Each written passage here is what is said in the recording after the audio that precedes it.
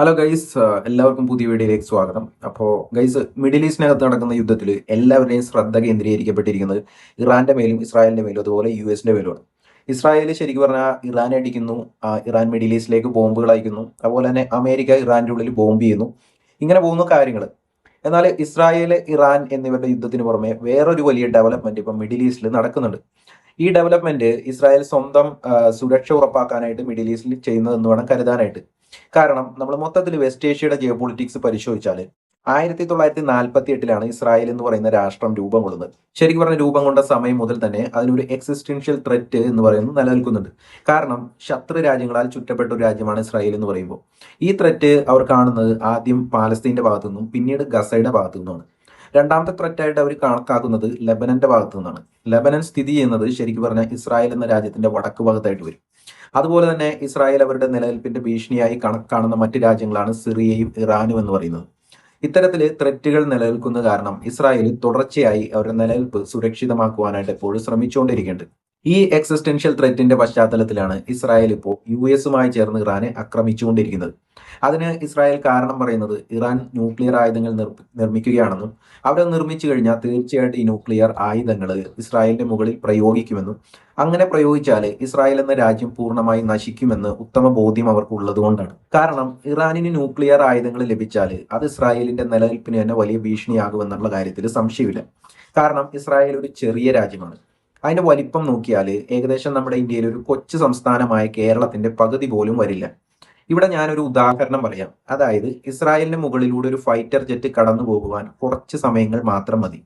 അതായത് 2-3 മിനിറ്റുകൾക്കുള്ളിൽ ഇസ്രായേലിന്റെ ഒരു അതിർത്തിയിൽ നിന്ന് മറ്റൊരു അതിർത്തിയിലേക്ക് ശത്രു രാജ്യത്തിന്റെ ഒരു ഫൈറ്റർ ജെറ്റിന് ഈസിയായി പറന്നു പോകുവാനായിട്ട് സാധിക്കും. ഇത്തരത്തിൽ വലിപ്പം കുറവായതിനാൽ ഇറാൻ ഒരു ആണവായുധം ലഭിക്കുകയാണെങ്കിൽ അല്ലെങ്കിൽ അവർ ഉണ്ടാക്കുകയാണെങ്കിൽ അവർക്ക് വളരെ പെട്ടെന്ന് തന്നെ ആ അണുവായുധത്തെ ഇസ്രായേലിന്റെ ഉള്ളിലേക്ക് എത്തിക്കുവാനായിട്ട് സാധിക്കും. തീർച്ചയായിട്ടും ഇസ്രായേൽ ഇത്തരം ഒരു സിറ്റുവേഷന് നന്നായി ഭയപ്പെടുന്നുണ്ട് എന്ന് വേണം കരുതാനായിട്ട്.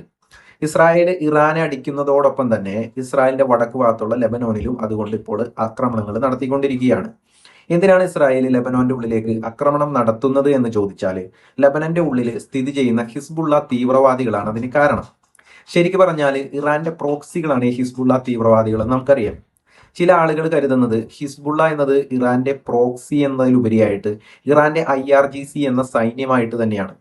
IRGCയും ഹിസ്ബുള്ളയും രൂപീകരിക്കപ്പെട്ടത് ഒരേ കൊല്ലമാണ്.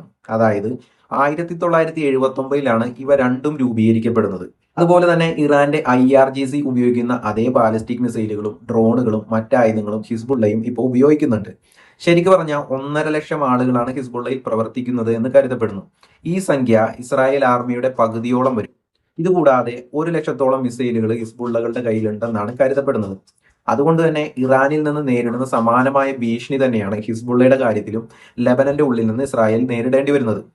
അതുകൊണ്ട് ഇറാനെ അടിക്കുവാൻ കിട്ടിയ സാഹചര്യത്തിൽ തന്നെ ലെബനന്റെ ഉള്ളിലേക്ക് ഇറാന്റെ മറ്റൊരു പ്രോക്സിയായ ഹിസ്ബുള്ളകളെയും തകർക്കുക എന്നൊരു ലക്ഷ്യത്തിലാണ് ഇസ്രായേൽ ഇപ്പോൾ ഏർപ്പെട്ടിരിക്കുന്നത്. അതുപോലെ തന്നെ കൂടുതലും ഇസ്രായേൽ ഇപ്പോൾ ലെബനന്റെ തെക്കൻ ഭാഗങ്ങൾ ഡീപോപ്പുലേറ്റ് ചെയ്യാനാണ് ശ്രമിച്ചുകൊണ്ടിരിക്കുന്നത്. അതായത് അവിടുത്തെ ജനസംഖ്യ കുറച്ച് ആ പ്രദേശം ഇസ്രായേലിന്റെ ഒരു ബഫർ സോണായി മാറ്റാൻ ശ്രമിക്കുന്നു എന്ന് വേണം നമുക്ക് ഇവിടെ കരുതാനായിട്ട്. ഇത് ആദ്യമായില്ല ഇസ്രായേൽ ലെബനോനെ ആക്രമിക്കുന്നത്. ഇസ്രായേൽ 2024 ലെബനോനെ ആക്രമിച്ചിരുന്നു. ഇതിനു പുറമെയാണ് 2026 ഇറാനുമായി യുദ്ധം ചെയ്യുന്ന സമയത്ത് ഇസ്രായേൽ ലെബനോനെ ആക്രമിക്കുവാനായിട്ട് ഇപ്പോൾ തീരുമാനിച്ചിരിക്കുന്നത്. ഇതിനൊരു പ്രത്യേക കാരണമുണ്ട്. അതിന്റെ കാരണം എന്ന് പറയുന്നത് ഭാവിയിൽ ഇറാൻ നേരിട്ട് ഇസ്രായേലിലേക്ക് ഒരു കരാക്രമണം നടത്തുകയാണെങ്കിൽ അത് ലെബനൻ വഴിയാകും നടത്തുക. ഇറാനും ഇസ്രായേലും നേരിട്ട് എന്തായാലും ഭൂമി അതിർത്തി പങ്കിടുന്നില്ല എന്നുള്ള കാര്യം ശ്രദ്ധേയമാണ്. പക്ഷേ ഇറാൻ ഒരു ഷിയ കോറിഡോർ അവിടെ വികസിപ്പിച്ചെടുത്തിട്ടുണ്ട്.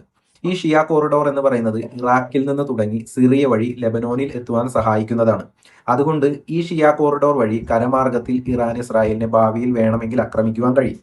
ഈ ആക്രമണം തടയുവാനാണ് ഇസ്രായേൽ ലെബനോന്റെ ഉള്ളിൽ ഒരു ബഫർ സോൺ സൃഷ്ടിക്കുവാനായിട്ട് ഇപ്പോൾ ശ്രമിച്ചുകൊണ്ടിരിക്കുന്നത്.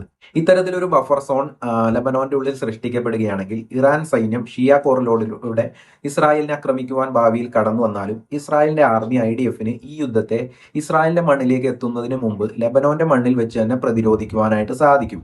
ഇങ്ങനെ പ്രതിരോധിക്കുവാൻ സാധിച്ചാൽ ഇസ്രായേലിന്റെ മണ്ണിനുള്ളിലേക്ക് യുദ്ധം പെട്ടെന്ന് എത്തുന്നതിൽ നിന്ന് ഇസ്രായേലിന് പ്രതിരോധം ശരിക്കും സൃഷ്ടിക്കുവാൻ കഴിയും. ഈ ഒരു മിലിറ്ററി ടെക്നിക്കിന് മിലിറ്ററി കോൺഫെഡറേഷൻ ടെക്നിക് എന്നാണ് പൊതുവെ പറയപ്പെടുന്നത്. ഇങ്ങനെ സൃഷ്ടിക്കുവാനായി ഇസ്രായേൽ ബഫർ സോണിനായി പിടിച്ചെടുക്കുന്ന സ്ഥലങ്ങൾ എപ്പോഴും ഡീപോപ്പുലേറ്റ് ചെയ്ത് കുറെ കാലത്തേക്ക് ഇസ്രായേലിന്റെ കയ്യിൽ സൂക്ഷിക്കും. അതായത് ഇങ്ങനെ പിടിച്ചെടുക്കപ്പെടുന്ന സ്ഥലത്ത് നിന്ന് ആളുകളെ കുടിയൊഴിപ്പിക്കുക എന്ന തന്ത്രം. കൊല്ലങ്ങളോളം ഇങ്ങനെ കുടിയൊഴിപ്പിക്കപ്പെട്ട സ്ഥലത്തെ ബഫർ സോണായി ഇസ്രായേൽ സൂക്ഷിച്ചതിന് ശേഷം പിന്നീട് ഇസ്രായേലിന്റെ ജനസംഖ്യ വർദ്ധിക്കുന്ന സമയത്ത് അവിടെ സെറ്റിൽമെന്റുകൾ പണിയുവാൻ ഇസ്രായേലിന് ഈസിയായി കഴിയും. ഇപ്പോൾ നോക്കിയാൽ ഏകദേശം 1 കോടിയാണ് ഇസ്രായേൽ എന്ന രാജ്യത്തിന്റെ ജനസംഖ്യ വരുന്നത്.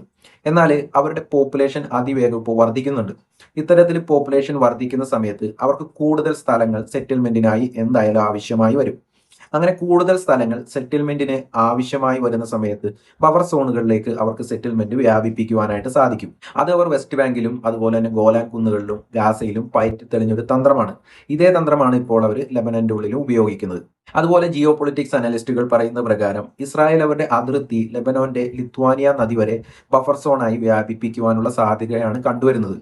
2024 ഹിസ്ബുള്ളയുമായി ഇസ്രായേൽ ഏറ്റുമുട്ടിയ സമയത്ത് ഇസ്രായേൽ ലെബനന്റെ ഉള്ളിലേക്ക് കടന്നു കയറിയിരുന്നു.